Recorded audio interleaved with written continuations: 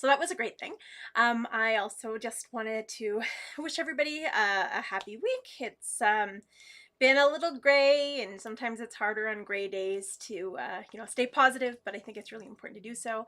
Plus, rules are always changing with our new normal, and I think we feel a little bit detached, like we want to bring people into our homes, we want to do things with people, and now we're being told to stay away. So it's been a challenging week, I think, all around. But just to start, I always love to start by acknowledging the land upon which we stand, because even though times are challenging, I'm thankful for where I am. I'm thankful to be living here in Treaty 7, or Mochenstis. Mochenstis is where the Bow River and the Elbow River meet, and it also is known by its popular name, which is Calgary.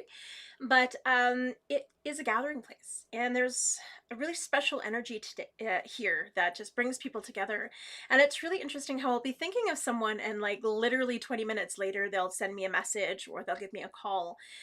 And it's been working a lot like that. And I find a lot more people are starting to feel that, are starting to feel this sense of connection, even though, we're not in each other's space constantly. We're still feeling that sense of connection. And I think if we honor the land and we reconnect to the land, it makes it easier to reconnect with ourselves as well.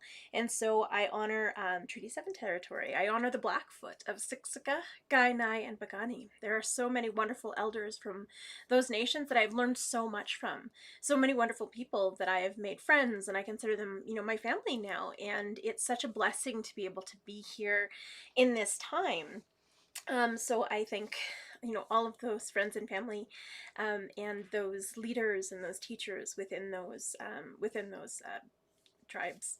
I think it's really beautiful, just the work that we have been doing, and to see how far we've come, even in the last 20 years, even the last decade, because I've been an activist for a long time, at least 25 years, more than that now, oh my gosh.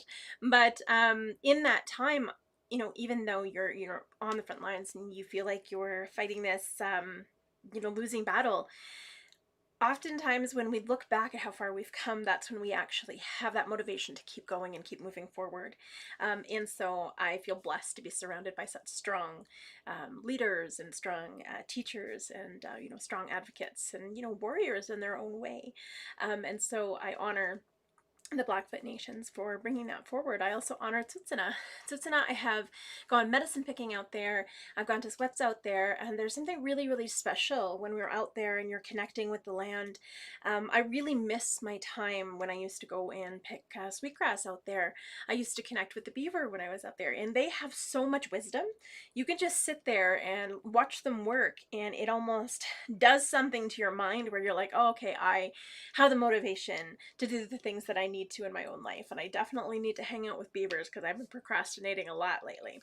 But I honor the Tsuut'ina because they have kept those songs and stories alive. They're really, really close to Calgary, but they have still maintained their sense of nationhood and their sense of identity. So I honor that. I also honor the Stoney Nakoda, because they have an incredible rich tapestry of teachings, of songs, of stories. The elders and knowledge keepers and people that I know out there, they just humble me and they inspire me in so many ways. The land out there is just gorgeous. There's something really, really powerful about, being on your way when you're going to the mountains. As soon as you're passing through the Stoney Nakoda area, like through Morley, you just feel this sense of like, it's like this wave of relaxation, or this wave of just calm rushes over you, and you can smell it in the air too.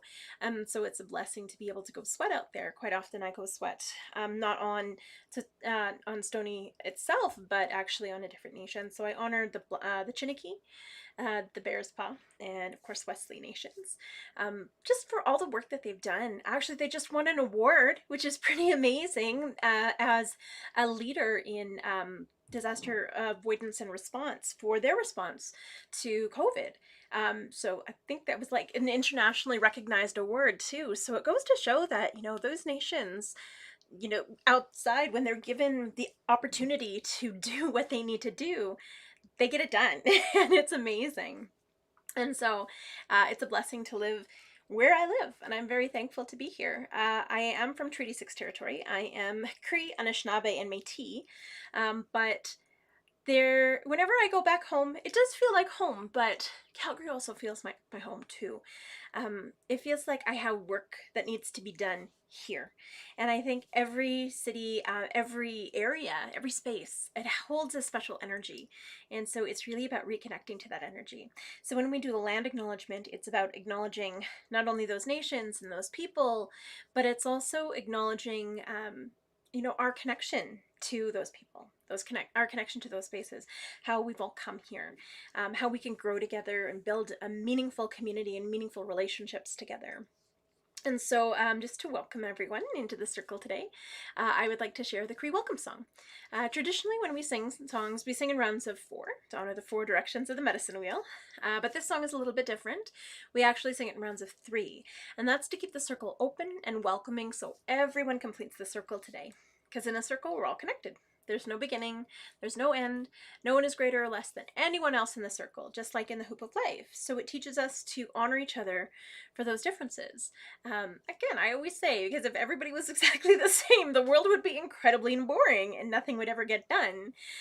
It teaches us not to compare ourselves to other people because we are beautiful in our own way. This song means it is beautiful. It is beautiful to be with you. It is beautiful to share this moment. It is beautiful to connect and circle with you. It is beautiful to be part of our community because our community is beautiful. And it's that rich tapestry of differences that makes it beautiful.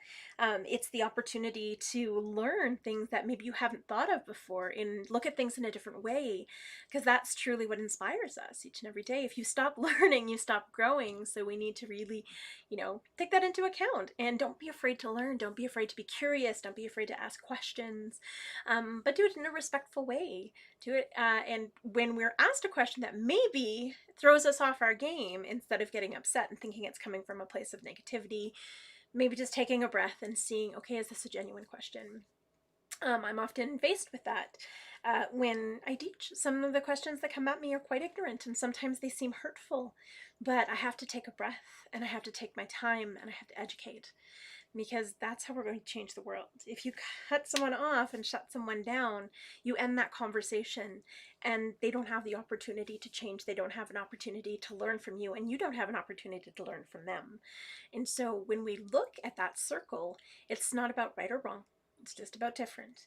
And it's not about, sometimes we don't agree 100%, but it's when we can come together and find those compromises and truly learn from each other. That's when our community is resilient. That's when we can grow and we can heal together in a meaningful way. And so Miyasin honors that. I honor the Nataha family from Sturgeon Lake for singing this song, and for sharing this song, because for many generations we couldn't share our songs or stories or our language. It's been a tough road getting some of our language back. I'm trying to get my language back because I really miss it, and I feel like a kinship that is missing when I don't know my language. So I'm hoping to learn more of my language. I'm trying to focus on a couple words a week, and then hopefully that'll grow. But we'll see where I get. And so I honor the Nataha family for bringing this song forward and keeping this song alive, and just the resilience that they had to maintain these songs and stories.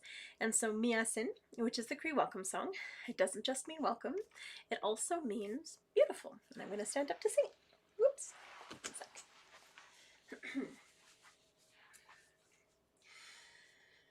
Miyasin, Miyasin, Hasemina,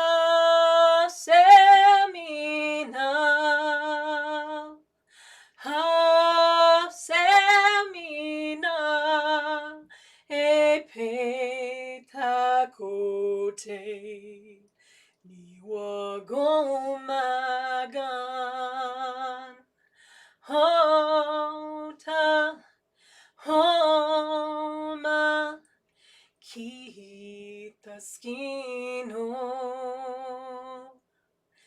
Miyasin, Miyasin,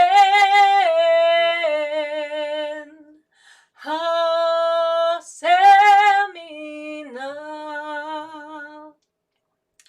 Hasemina, Epetakote,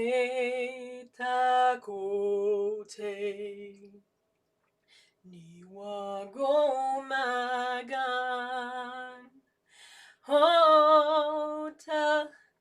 Homa kitaskino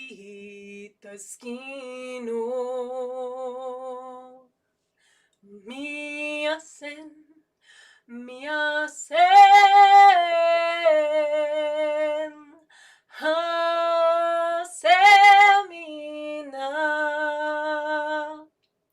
hasemina epetakote iwagomagan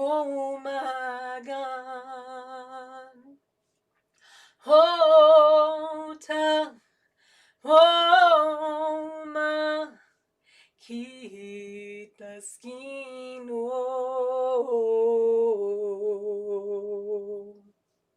Hi, and welcome to the circle today, everybody. So, I am, hi everybody! Everyone's saying Tansei.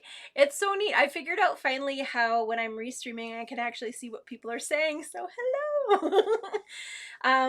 I'm really proud of this sash. So this is my Métis sash, which I actually received from Blackwood Elder, of all things. So Kelly Good Eagle had gifted me this. And he was just such a wonderful teacher, and he's just so gentle with his teachings, and he's so wonderful and does so much good work in the community. And so when he gifted me this, it was very humbling, and I was very, very thankful for that. So and so it gives me great pride when I wear my sashes, because it's about that interconnectivity of all of us. So when we look at a sash, you know, they're woven together. That's what gives them their strength, because one strand, it'll just tear apart. But because of the interwovenness of it and the patterns and the colors, it's that rich tapestry that makes it strong. And so it's a blessing. I know how to weave sashes. It's just sometimes I don't have enough time to do it or patience, because it's a very long process to make a sash like this. Well, this one is made on the loom, but to actually hand weave one like this, it would take probably at least 30, 40, 50 hours, if not more, depending on the patterns. So I understand how much work goes into them, so I'm very thankful, but I'm pretty sure these ones are machine woven, but still, it's such a wonderful blessing to get a gift. So I'm going to start with smudging today. So I have a lot of sweetgrass here. So again, these are just my teachings. If they make sense to you, awesome. If they don't, that's okay. This is why we have oral traditions and oral storytelling. Whatever's meant for us, we'll remember. Whatever's not, doesn't take up space in our brain. We'll be okay. There won't be a test. So we have sweetgrass here. The sweetgrass has seen better days. So my cats have killed the cat grass that we have planted in the window for them. And so they have started to steal and eat my sweetgrass, and I am not impressed. So I've been having to put it on high shelves or in bags or away from them, because they're troublemakers. But, you know, love them. I love those little teachers. So here we have sweetgrass. Sweetgrass in my medicine wheel is in the east. So when we look at the medicine wheel, it's about balance. It's about, you know, honoring everything around us, honoring everything within us, and really asking for the things that we need in life and letting go of the things that we don't. But recognizing that we can't have too much of one thing, because, you know, if we only eat you know, candy, of course it's going to make us sick. You know, if we only drink water, well, we're going to need food to sustain us, so we need that balance. You know, we can't only be in our heads, because our hearts are important too. We can't only be in our physical body, because our spirits are important too, because it's all about that balance, and it's about recognizing what we need when we need it. And so sweetgrass, in OG Cree traditions, my traditional teachings, is in the east. It's great for our mind. It's the children's medicine, or the sweetest medicine. In the east, that's where the grandfather sun rises every morning, so it's connected to the sun, it's connected to masculine energy, and it's a reminder that we're a balance of masculine and feminine energy. So we're not just one, we're both. And two-spirit people have that balance outwardly. They're able to see where those balances need to be. And so I'm very blessed and humbled to be a two-spirit woman, because even though I'm in this female body, I can still fill in for men's ceremonies, and for balanced and mixed ceremonies, which I think is a blessing. And I carry a lot of teachings in that way. But here we go. This is our lovely, lovely sweetgrass. And when we look at the blades of sweetgrass, there are 7 blades in every strand, which represent the 7 generations. They represent our 7 teachings. And the 7 years to renewal. So everything in life is in terms of sevens. So this is why our week is in sevens. But our whole bodies actually rejuvenate. 7 years, we're a totally new body than we were, the 7 years previous. And so it teaches us about that renewal process and about letting things go. It also teaches us about making good decisions. So whenever you're struggling with a decision, run some sweetgrass. It'll really help you get that clarity and that focus. If you're in school and you're taking a test, smudge beforehand with sweetgrass, because it will really help you focus your mind. And yeah, even my kids my boys have autism. On days when they are kind of like all over the place and they really need to just calm their minds, we'll smudge with sweetgrass and they'll have way better days at school. My eldest son now, he's doing homeschooling because he's going to U of C. He just smudges before exams or when he's struggling with code because he's taking software engineering. But it's pretty amazing. So this is sweetgrass. And it smells so good. No wonder the cats love it. In the south, we have cedar. And cedar is our physical body. It's our connection to, grounding into Mother Earth. And it reminds us to always give something back before we take, because we need that balance, that reciprocal relationship that we have, that cycle that we have with nature. We're part of nature. We're not above it or below it. We're part of it. And so the cedar reminds us of that. It reminds us of that relationship that we have, because when we exhale, it inhales and vice versa. So we need each other to cycle that air. And so it's a blessing to be able to use cedar because it's antibacterial, antifungal, antiviral. And it's got an antihistamine in it. It's got a numbing agent. So when my throat's sore, I drink it. I'll probably have some tonight. It's whenever the weather changes, especially those Chinooks, my throat gets a little scratchy. So I need to get some cedar tea tonight. But it's just really wonderful. It doesn't taste very good, so I usually put a lot of honey in it. But, it tastes awful, but it works like Buckley's. So that is cedar. That's honoring our adolescence as well. Here I have a lot of different kinds of sage, but I'm not going to pull them all out because that's more when I go in depth with my teachings. But this is... Oh, it smells so good. This is buffalo sage. It's also known as buffalo grass because sage is funny. It's kind of related to the fern. It's kind of related to grass. It's related to a few different things, but there's sage everywhere on the planet. So I'm going to just pull the leaves off and scrunch them. I'm going to be smudging with sage today. And I never throw these guys away. So we never throw anything away. We always use everything. And so what I do is in the spring, after I've collected all of these lovely little sticks, I actually put them out with a bunch of birdseed on my table, and the birds actually come and take them for their nests because they don't rot, they don't mold or mildew or anything like that, like some other sticks. And so the birds love them, and they're just like the perfect size to get in there. So the birds absolutely love them. I did an art thing where I actually colored with natural vegetable dyes a whole bunch of sage stems, and I wove them together, but then when they were done I had nothing to do, so I just kind of broke them apart and I left them outside, and the birds did take them because they were dyed with natural dye. And what was hilarious is as I was walking through the neighborhood, occasionally you'd look up and you'd see like punches of like pink and purple and teal in the trees. It was pretty amazing. And so let me just pull that off here. Sage is in the west. That's water. It's considered the women's medicine. It's our heart medicine because our emotions are liquid. This is why when we get upset, we cry. We leak from our face because that's how powerful our emotions are. They have to come out somehow, and they remind us not to deny them, because then they're going to build up and build up and build up, and then they're going to come out eventually. It also just teaches us to honor them and let them flow, because without our emotions we wouldn't be here. It's our connection to family, it's our connection to friends and community. Our heart medicine is important, and so it's just as important as our mind medicine.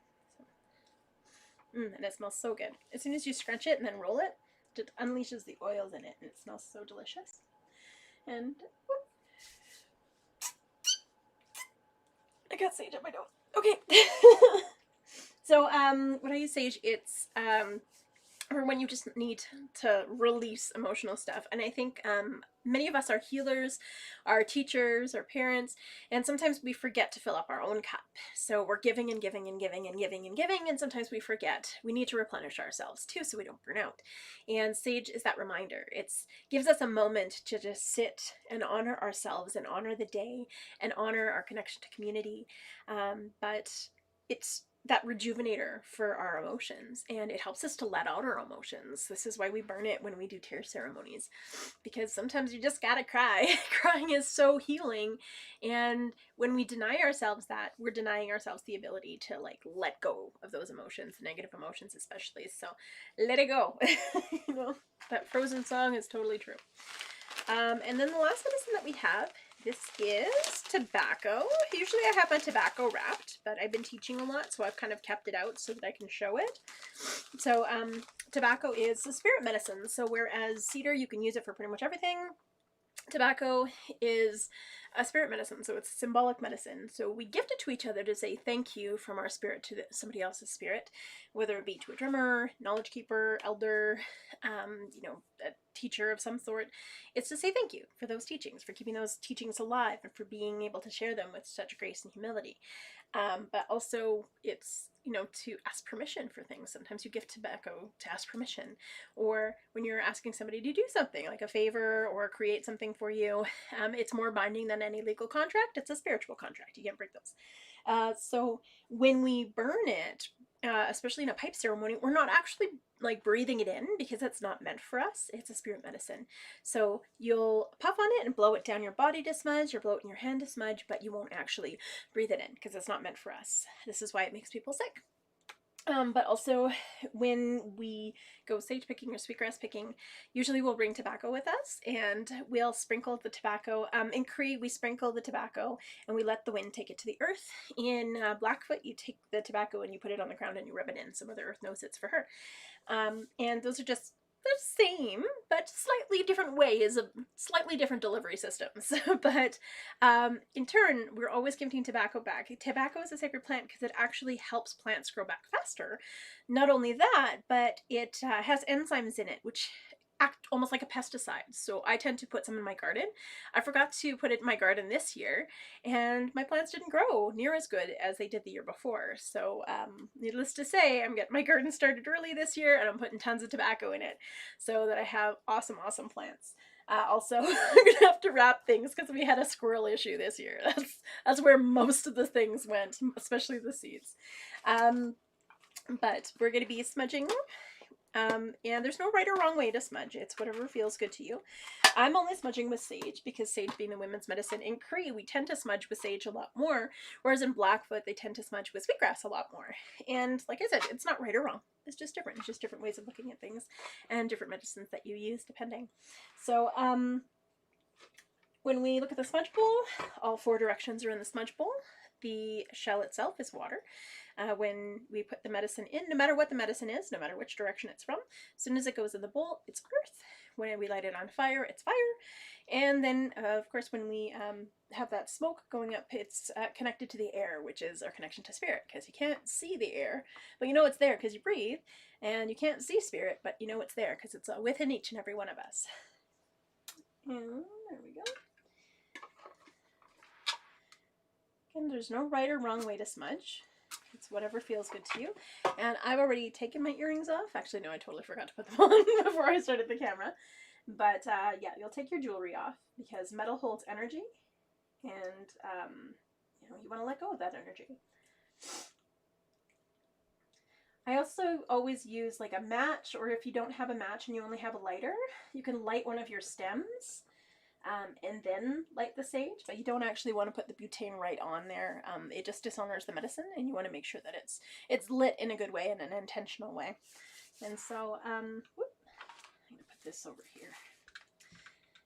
So there's no right or wrong way to smudge. It's whatever feels good to you, but you never want to blow on it. You always want to fan it with your hand or a feather. Like I said, I have cats, so feathers do not last. But when you blow on it, your breath is your life, and your life is precious, and you don't want to waste that for anything. Oh, hello, my sister. I see my sister Stephanie thinking about you today. So the first thing I do is I smudge my hands to get rid of anything that I'm carrying. Then I bring it over my body 4 times, down to the 4 directions of the medicine wheel in my body. I smudge my mind so I can think clearly and learn from every person and everything that crosses my path, so I can be open-minded and not rigid with my thinking, but flexible. Smudge my ears so I can hear all of the messages Creator sends me. I'm very thankful for all of the teachings that come through me and to me. Very thankful for my hearing, and also to remind myself that I have 2 ears and 1 mouth for a reason. Smudge my eyes so I can see clearly and see all the beauty that surrounds me, so I can see all of the wonderful things that Creator has made and honor them in a good way. I'm very thankful for my vision. Smudge my nose so I can smell danger and cookies. I smudge my mouth so I can speak only true and kind words that are helpful and benefit to mankind. Is it truthful? Is it helpful? Is it kind? Is it respectful? If it's none of those things, don't say it, don't do it. It's a pretty good rule of thumb. I'm going to smudge my throat. I'm very thankful for my voice this lifetime, so I can continue to give voice to the voiceless.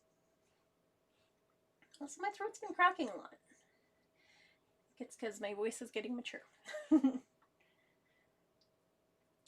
Smudge my lungs so I breathe good, clean air. I always have a hard time with my asthma this time of year. I smudge my stomach so all the food that I eat today will nourish my body.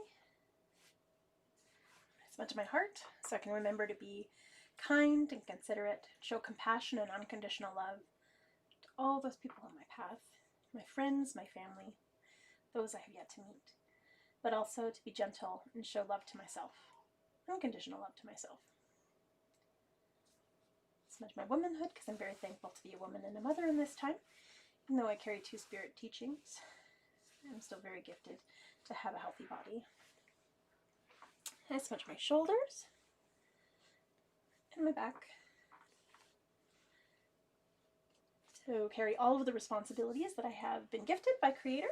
Smudge my arms and my hands so I can continue to do the good work that Creator's put me here to do. I smudge my legs so I can walk this red road in a good way. And I smudge my feet so I stay grounded and connected to Mother Earth, treading lightly upon her and honoring her with every step. And then if there's anywhere else in your body that you need a little extra love, so my shoulder's been bugging me, so I'm going to just smudge my shoulder and the middle back. I always smudge my hips because of the multiple hip surgeries I've had. And unfortunately, one of my hips has started to pop in and out of joint again, so that probably means more surgery, which I'm not looking forward to. And then if there's anyone that you want to send love and appreciation to, maybe you want to repair a relationship with them, maybe they're just in your heart and your mind, and you want to send them that love, and you want to send them healing, you want to repair something, just hold them in your heart and smudge your heart and send them that love and appreciation. If there is someone around you who is sick, you can send them that healing, that love. If they're close to passing, so they pass gently and in a good way. And then when you're all done, you say hi hi, or miigwech, or thank you, or merci, or grazie, or sheshe, or dankeschön, however you say thank you in your language.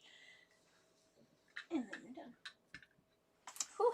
And so I actually have my other drum because I didn't think I would bring the other one out of the car. So I actually have a really cool story about this drum.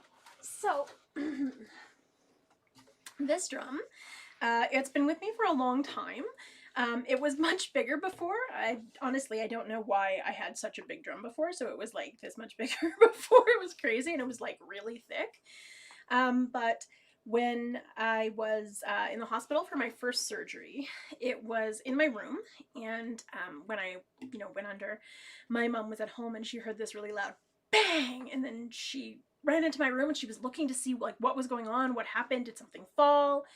And then she pulled the drum out of the bag, and she saw this slice, this perfectly aligned slice out of the drum, and she was like, what is it's that, like, what happened? Because these drums are really sturdy. This is mousse, it doesn't tear. And so she brought it to me when I was kind of coming to in the hospital, and she's like, look what happened to your drum. And I was like, that is the weirdest thing, because the slash on it perfectly matched the slash on my leg from the surgery. So that's how interconnected I was to this drum. But it was also time for this drum to kind of move forward and change, just like it was time for me to move forward and change and heal. And so I was able to make this drum with it, and also another smaller drum, which a friend of mine ended up getting. And the smaller drum has a little rabbit on it, and she's like a little rabbit. She's always bouncing around, but it was also a way to just tell her, like, sometimes you gotta calm down. Sometimes you just gotta go into the den and chill, and lay that good foundation. So this, it has a very special meaning to me. I think all my drums have a special meaning to me. They all have come from different parts of my life. They've all come from different parts of my being. They're my babies. Even ones that I've made a whole bunch in one night, they all have a story. And when I'm making drums, there's a point when sometimes the lacing keeps tearing and tearing and tearing and just will not go, and it's because I'm not meant to make that style. And so I'll switch gears and I'll ask the drum, what do you want to be? And then it'll tell me, and then I will make that, and it's perfect. And so sometimes it reminds me to be humble and to really listen, to be mindful, and to listen to all of the messages that not only Creator sends me, but the heights, whatever you're working with. Sometimes your ancestors speak through you when you're trying to do things and trying to make things. You can call it your intuition sometimes, which is pretty much your ancestors going, don't do that. And your intuition is never wrong. But it's that constant reminder, like, there are people, there are beings, there's energy around you if you know what to listen and look for. And so I'm very thankful whenever I look at this drum, because it reminds me of that. It reminds me, that I have gone through a lot, and I have faced all of those challenges with grace and with humility and with joy. Because I mean, come on, if you're not going to be joyful, you're going to cry or be miserable, and that's not fun. So it's reminded me just to keep a positive attitude, because I can get through anything as long as I do. So I'm actually going to share the Thunderbird song, because I was thinking a lot about that when I was thinking about intuition, because it always sparks that sense of intuition within me. But the Thunderbird is that symbol of destiny, or it's kind of like, that thing pushing you forward, that path laid out ahead of you. And it reminds us, like, we have a choice. We can go on the easy path, or we can go on the hard path. We're going to always get where we need to be, but we have to learn those lessons along the way. Do we want to learn them gently, or do we want to learn them hardcore? And that's our choice. If we don't listen to our intuition, we tend to get into, pretty nasty situations, and we don't have that opportunity to really correct course until we go through it. And sometimes the Thunderbird will see us making the same mistakes over and over and over again, and make those learnings harder and harder and harder, until finally it just gets fed up and kicks us on the butt and puts us on the path we're supposed to be on. And those butt kickings are not gentle. With me, that butt kicking was the accident that I was in, because I started to go on the right path, but then I was like, oh no, it can't be that easy. It can't be where I need to be. Like, I don't know. I think we're in a society where we think we have to be miserable to go to work. And I don't think that's right. We should actually enjoy our jobs, and we should actually be passionate about what we're doing, and really share and honor our gifts and our path. But I was almost like doubting that, and then I was hit by a truck. And so after you get hit by a truck, you have no fear. But that truck, it changed my life completely. So not only did it suck to get hit by a truck, and I've had to have 4 hip surgeries, but it put me on the path that I needed to be on. It reminded me what was important, and it also told me that I could do anything that I put my mind to. If it wasn't for that accident, I wouldn't be where I'm at now. I wouldn't be here sharing these wonderful teachings. I wouldn't be, going to ceremonies and carrying ceremonies the way that I am. I wouldn't have been making drums to the extent that I was. I had made drums before, but not to the extent that I am now. And I wouldn't have met so many amazing people on my path. I wouldn't have been doing the good work that I'm doing, had it not been for that accident. So sometimes the worst things can happen for the best reasons. And that's truly what the Thunderbird teaches us. It teaches us that sometimes bad stuff happens, but you got to learn from it and move forward, because that's truly what makes us stronger. It's like when the Thunderbird burns a forest. It's for rebirth, it's for rejuvenation, it's so that new life can grow. And yes, it seems like something really awful and terrible, but it's for a good reason. It's for that continuation, because nothing can last forever. And it's that reminder, don't get stuck, don't get stagnant, or else that Thunderbird will push you. And so this is the Anishinaabe Thunderbird song.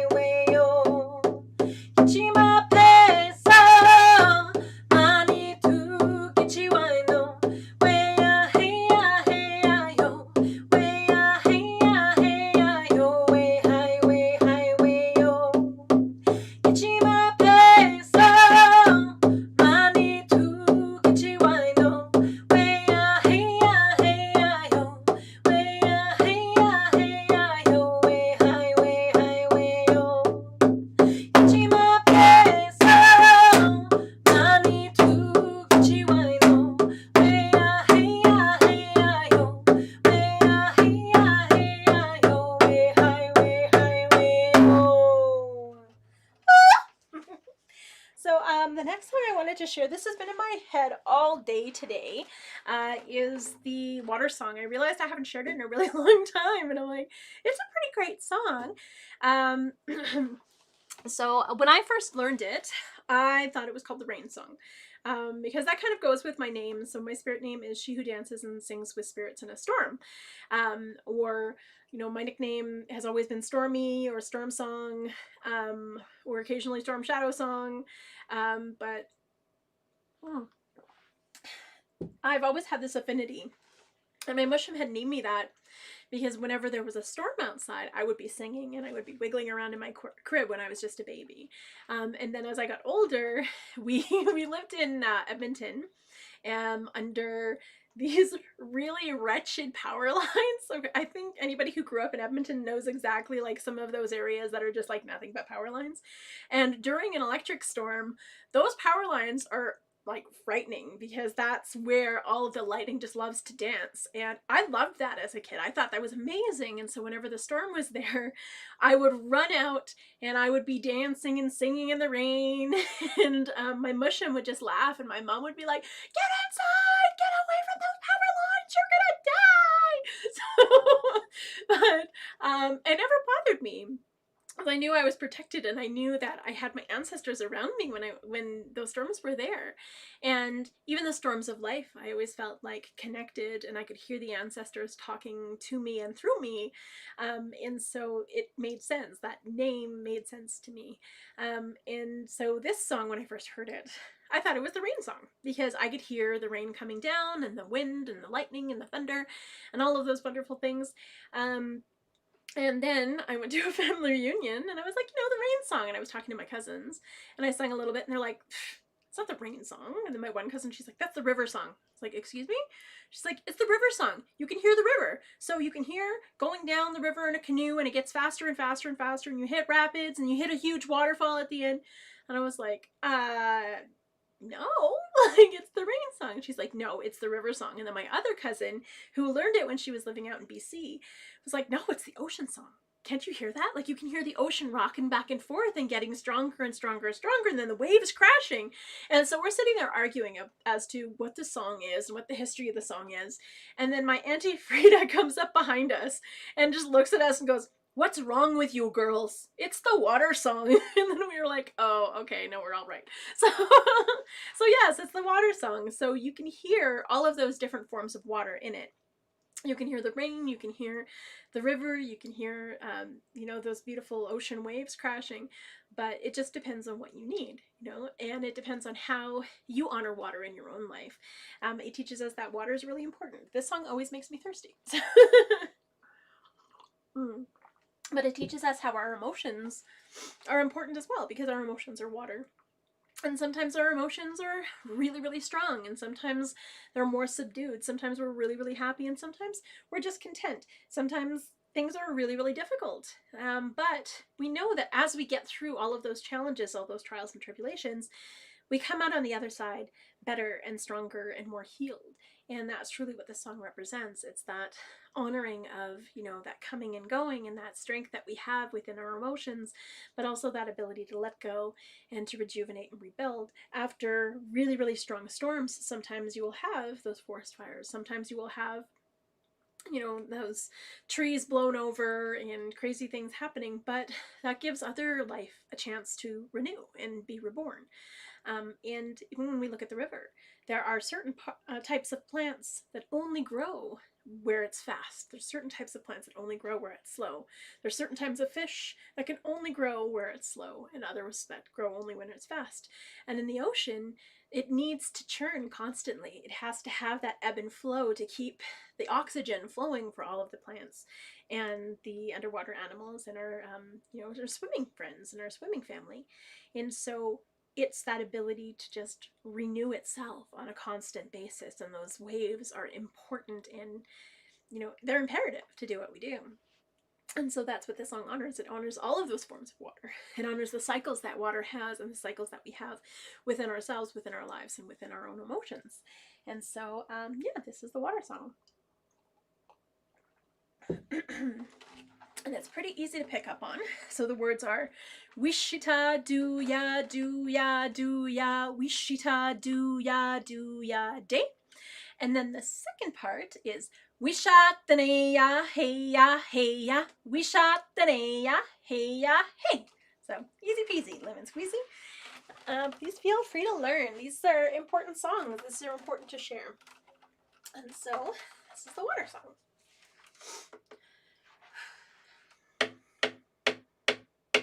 Oh, sorry. We start slow and then we go faster. Just like that river, or the storm, or the ocean.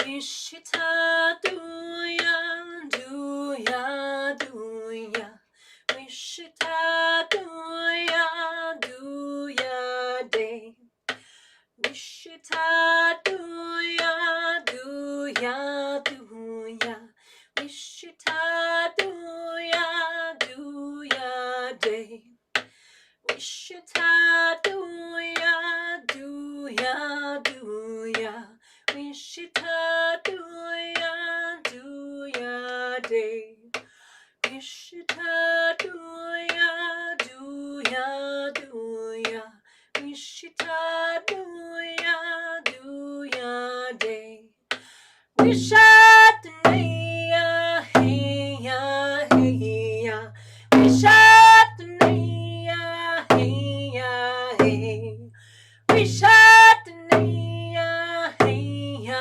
hey ya, wishatania hey ya hey, wishatania hey ya hey ya, wishatania hey ya hey, wishatania hey ya hey ya, wishatania hey ya hey, wishita do ya do ya do ya, wishita do ya day, wishita do ya do ya do ya, wishita do ya day, wishita do ya do ya, wishita do ya day, wishita do ya, wishita do ya day, wishatania hey ya hey ya, wishatania hey ya hey, wishatania hey ya hey ya, wishatania hey ya hey, wishatania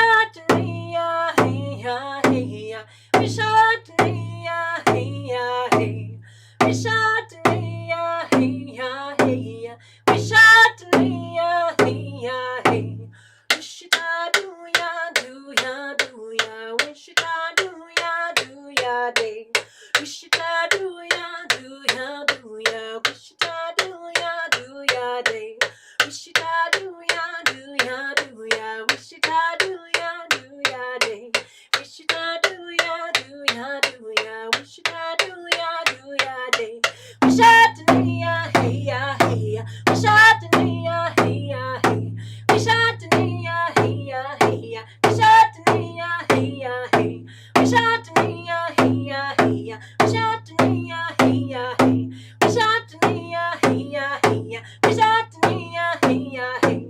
Wish I do ya, do ya, do ya. Wish I do ya, do ya, day.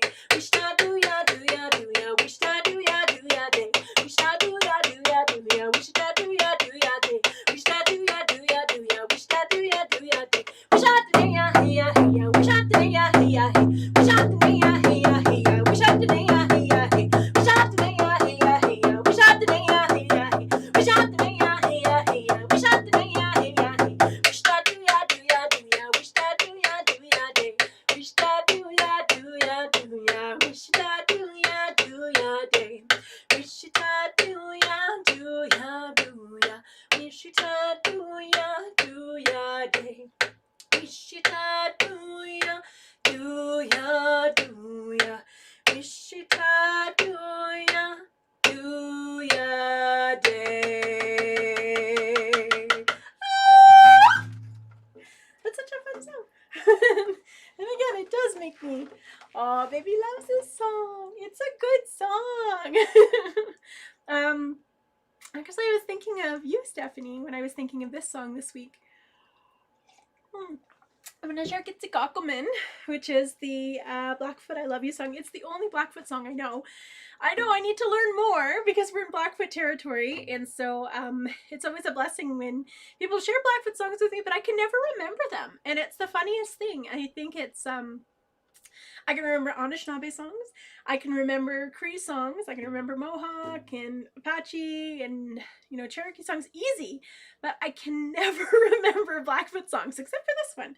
I think originally it was shared with Olivia Tailfeathers, who had shared it, and I learned it also from Stephanie and also from my friend Sandra, and I'm so very thankful and humbled that they're in my life, and that, you know, in spite of everything that they've been through, they are the most strong and beautiful and inspiring warrior women I've ever met. And so I'm very humbled to be able to share this song. And so the song is Gitsi Gockelman, and when I sing it to everyone. And then I sing it to Mother Earth, which is Na'a. And then I sing it to where I live, Mohinstis, because I love living here. And then I sing it to everyone again to close. We always sing it, everything in four. Four is very important. And so this is Gitsi Gockelman.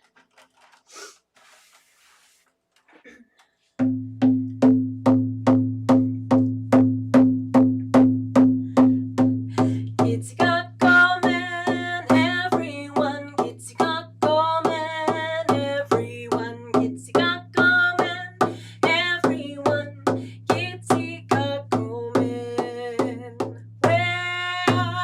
Way-ah-way-yo, way-ah-way-yo, way-ah-way-yo. Gitsi Gockelman, Gitsi Gockelman, Na'a, Gitsi Gockelman, Na'a, Gitsi Gockelman, Na'a, Gitsi Gockelman. Way-ah-way-yo, way-ah-way-yo, way-ah-way-yo. Gitsi Gockelman, Gitsi Gockelman, Mohinstis, Gitsi Gockelman, Mohinstis, Gitsi Gockelman, Mohinstis, Gitsi Gockelman. Way-ah-way-yo, way-ah-way-yo, way-ah-way-yo. Gitsi Gockelman, Gitsi Gockelman, everyone. Gitsi Gockelman, everyone. Gitsi Gockelman, everyone. Gitsi Gockelman. Way-ah-way-yo, way-ah-way-yo, way-ah-way-yo. Gitsi Gockelman.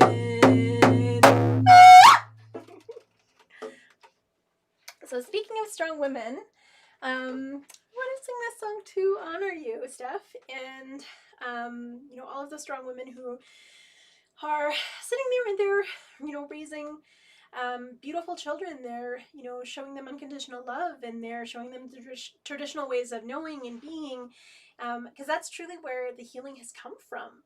It's come from reconnecting with our culture and reconnecting with who we are and our ancestors and being proud of who we are, and instilling that sense of pride and that sense of the gifts that we have as Indigenous people, to be able to share, and the songs and the stories and the language and the regalia, all of those things really are inspiring. And I know I missed a lot of that growing up. The only time I ever got any exposure to that was with my great grandfather, my mushum, as he would take me walking and he would show me the medicines and we would share songs and stories, and we would smudge together, and then I would come home and my kokum would be really upset that I smelled like smudge, because of course I looked white, so why couldn't I just pretend to be white? And that was her thing. But then I was singing with Tom Jackson and she was so excited, and the first time I'd ever heard her stand up and say, "That's my granddaughter, we're Native, I'm so proud to be Cree," and it brought tears to my eyes. I broke down and I cried when I was on stage, because I'd never heard her say that before, that she was not only proud, but admit that we were Cree, and it was such a blessing. And so I think sometimes it's those generations that we have to instill with that pride again, with that sense of ownership and that sense of belonging and that reconnection to culture. But this song honors all of those strong women that are creating that unconditional love and healing those wounds that were left by residential school, or in the States, by they called them boarding schools, but they were pretty much the same thing. So this song, it is from the States, is from Joan Henry, who's a Arapaho Cherokee. This is called the Women's Honor Song, and so I honor her when I sing this as well, because it's just such a blessing to be able to sing it. And in it, women often, you feel that pulse when you sing it. That's that pulse of that Mother Earth. Everything in Mother Earth and everything in nature has a pulse. But when we sing it, women tend to bounce with it. You tend to feel it in your body. Just like when we pick up a baby and we're holding it and we're trying to calm it, there's always have this little bounce going on. It's like that pulse, that rhythm that totally nurtures us, and that's all around us. And so this is the Women's Honor Song, Anageya.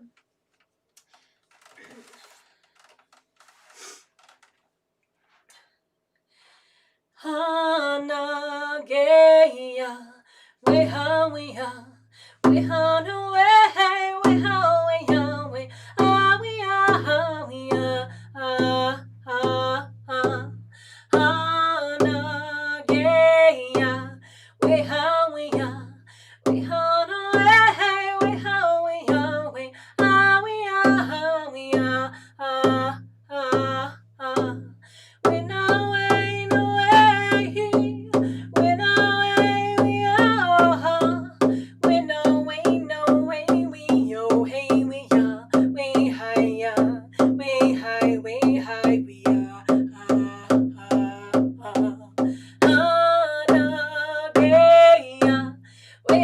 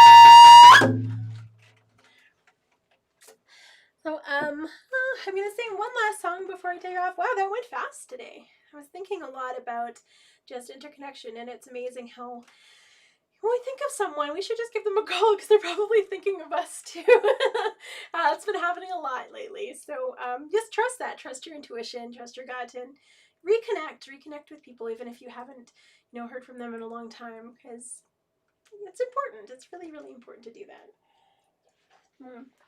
So just to send everybody off on a good way, I want to share this song. Who I learned this from my elder, who was a Two-Spirit elder, Sharon, and this is a Anishinaabe song. I've also heard it called a Mohawk song, so I'm not sure if it's an Anishinaabe traveling song or a Mohawk traveling song.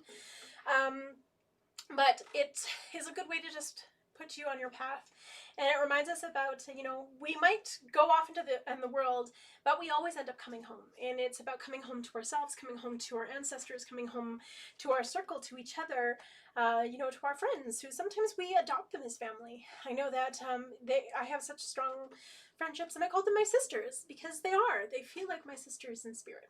And so I'm very humbled and thankful for all of those women who, they are my home, and we have worked together extensively on so many different things to make the community a better place.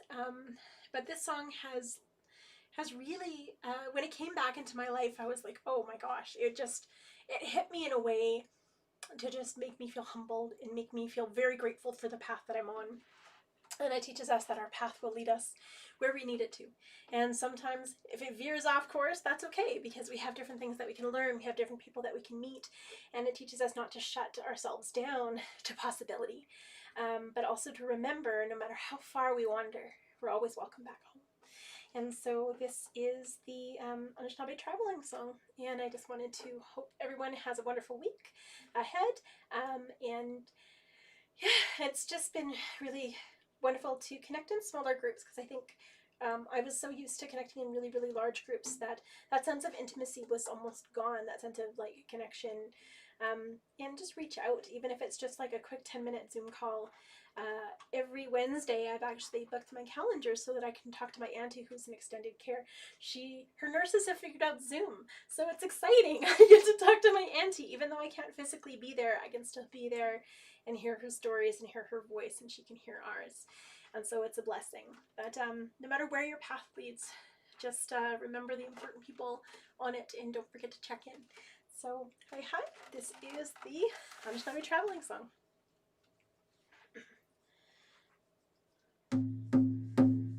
Wait, that was wrong.